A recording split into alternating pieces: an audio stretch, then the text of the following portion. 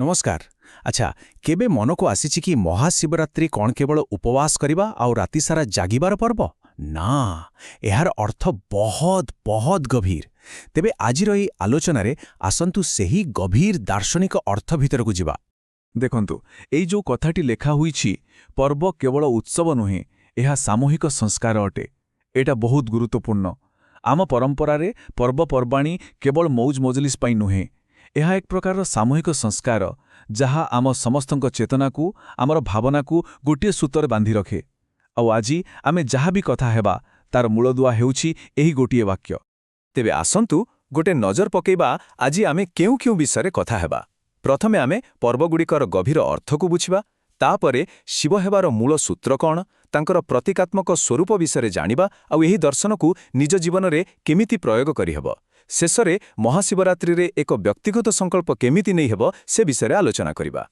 तेबे आसंतु आमर प्रथम विषयरू आरंभ करिबा। पर्वगुड़िकर गभीर अर्थ। मूल प्रश्न हेउछि आमर एही पर्वपर्वाणीगुड़िक प्रकृतरे आमर मन, आमर चेतना एवं समग्र समाज उपरे किभଳି प्रभाव पकाई थाए। जानती महाशिवरात्रिर प्रभाव केवल आम मଣିଷମାନଙ୍କ उपरे पड़ेनी। एही समयरे खोद प्रकृति निजे एक बड़ परिवर्तन देई गति करुथाए। एहा हेउछि सेही मुहूर्त जेतेबेले समग्र सृष्टि घन अंधकाररू आशार आलोक आड़कू मुहाए। एहा केवल गोटे रातिर शेष नुहे, बरং एहा एक नुआ आनंदभरा सकाळर आवाहन। ठीक अछि, एबे आसंतु एही पर्वर मूल कथाकू बुझिबा। शिव हेबार प्रकृत सूत्र कौन? देखंतु, भगवान शिवंक पाई आम समस्तंक मनरे एक स्वतंत्र स्थान अछि, एथिरे संदेह नाही। किंतु केतेको भूल धारणा जोगु बेले बेले आमे साधना नारे एमिति किछि काम करि पकाउ जहा एही पवित्र पर्वर मूल उद्देश्यर ठीक ओलटा होई जाए। आउ एही पर्वर सबुठु बड़ सबुठु गुरुत्वपूर्ण सूत्र हेउछि शिवो भूत्वा शिवम यज्जेत। एहार अर्थ बहुत गभीर। एहा कौन कहूछि जानते? शिवंकु पूजा करिबा पाई प्रथमे निजकु शिव हेबाकु पड़िब। एहार माने ହେଲା प्रकृत पूजा केवल फूल फल बा बेलुपत्ररे नाही। प्रकृत पूजा हेउछि आमे जेउ महान गुण पाई तांकु पूजा करुछे सेही गुणगुड़िकु निज भितरकु आनिबा। आउ एठी गोटे बहुत सुंदर कथा बुझिबार अछि शिव आउ शंकरंक भितरे थिवा पार्थक्य। देखंतु शिव हेउछि गोटे तत्व, गोटे विचार। क्यों विचार? मंगल, कल्याण, समस्तंक भल हेबार विचार। किंतु जेतेबेले सेही विचार कामरे परिणत हुए, जिए से कल्याण करंती तांकु कुहा जाए शंकर। कारण सम करोति इति शंकरः, अर्थात जिए मंगल करंती सेही शंकर। तेबे आसंतु आहुरी टिके गभीरकू जिबा। आमे जो शिवंकर स्वरूपकू देखु पूजा करू ताहा कौन केवल गोटे मूर्ति? बिल्कुल नुहे। एहा प्रकृतरे गभीर दार्शनिक विचाररे एक पूरा मानचित्र, अ फिलोसॉफिकल मैप। तांकर प्रत्येक अंगकू देखंतु, सबु किछिर गभीर अर्थ अछि। जेमितिकी तांकर तृतीय नेत्र, एहा हेउछि विवेकर आखि, जहा आम भितररे सबु खराब इच्छाकू जाळीपुड़ी पाउंस करि देई पारे। तांका मस्तकरे थिबा चंद्र, ता हेउछि शांत मन आउ मानसिक संतुलनर प्रतीक। आउ तांका जटारू जे गंगा बाहारुछंती से हेउछंती ज्ञानर निरंतर प्रवाह। और सबुठु मजादार कथा हैला तांकर गण बा अनुगामी माने।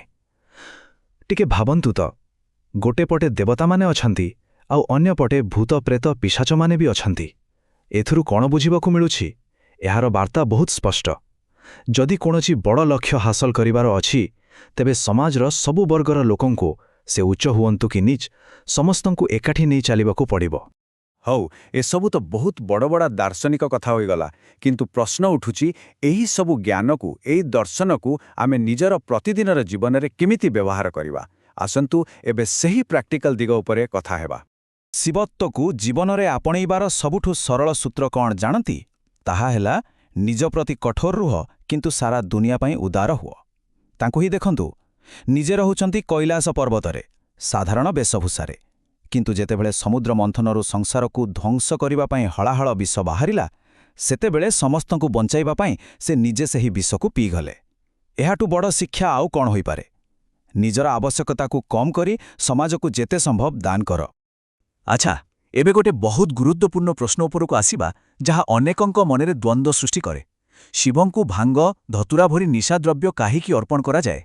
एहार प्रकृत अर्थ कौन? एहार उत्तरकू बहुत भल भाबरे बुझिबा जरूरी। ଏହା କୌଣସି ପ୍ରକାରରେ ନିଶା ସେବନକୁ ପ୍ରୋତ୍ସାହନ ଦିଏ ନାହିଁ, ବରଂ ଏହା ଏକ ଗଭୀର ପ୍ରତୀକାତ୍ମକ କାର୍ଯ୍ୟ।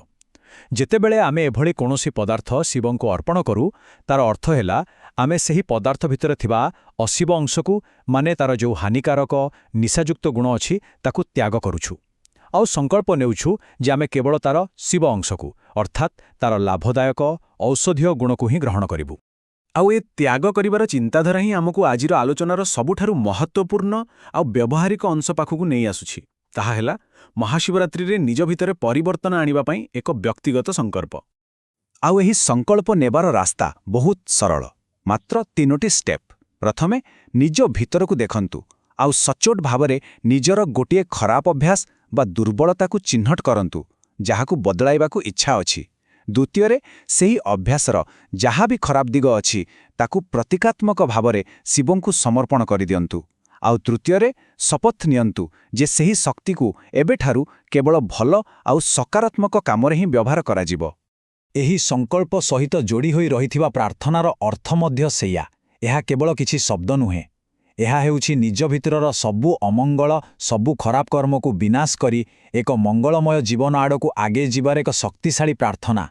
ତେବେ ଆସନ୍ତୁ ଆଜିର ଆଲୋଚନାକୁ ଏହି ଗୋଟିଏ ପ୍ରଶ୍ନ ସହିତ ଶେଷ କରିବା। ଏହି ମହାଶିବରାତ୍ରିରେ ନିଜ ଭିତରେ ଥିବା ଶିବତ୍ୱକୁ ଜାଗ୍ରତ କରିବା ପାଇଁ କେଉଁ ଗୋଟିଏ ଅଶିବ ଅଭ୍ୟାସକୁ ତ୍ୟାଗ କରିବାର ସଂକଳ୍ପ ନିଆଯିବ? ଏହା ଏକ ଗଭୀର ପ୍ରଶ୍ନ, ଆଉ ଏହାର ଉତ୍ତର ଆମ ସମସ୍ତଙ୍କୁ ନିଜ ଭିତରେ ହିଁ ଖୋଜିବାକୁ ହେବ।